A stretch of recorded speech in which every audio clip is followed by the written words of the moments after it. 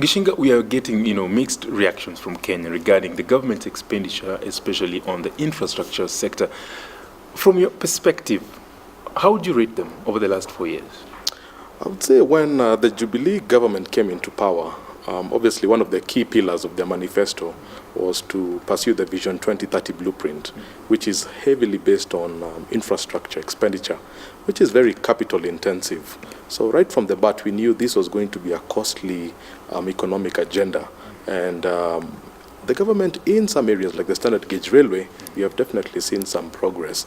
I think LAPSET has been a bit slower, but I think for a lot of Kenyans, they're waiting to see the trickle-down effects of those infrastructure projects. And I think that's where there's a lot of anxiety. People are still yet to see the full benefits, which in the long term will be visible. But I think right now there seems to be some sort of anxiety as to when are those benefits going to be fully realized for the ordinary Mwananchi. Infrastructure being capital intensive, as you've rightly mentioned, we saw the government embark on some sort of mechanism to try to fast track, for instance, tarmacking of 10,000 kilometers of road, and along the way that was sort of abandoned. Which other option is there to exploit? I think that's an interesting topic because obviously the major infrastructure projects are on roads and obviously the railway and obviously the baths in Mombasa and Lamu. For the roads, I think for me that is the most important part of an economy.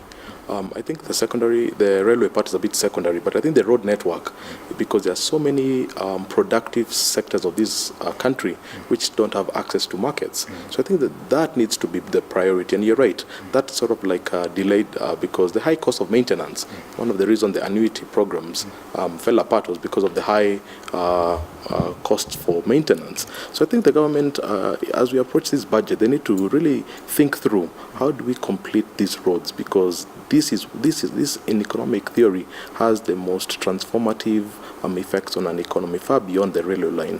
What they need to do is reduce the cost of doing business. That's what the ordinary Kenyan business community wants. Anytime you add levies on top of levies, you make the cost of doing business quite high.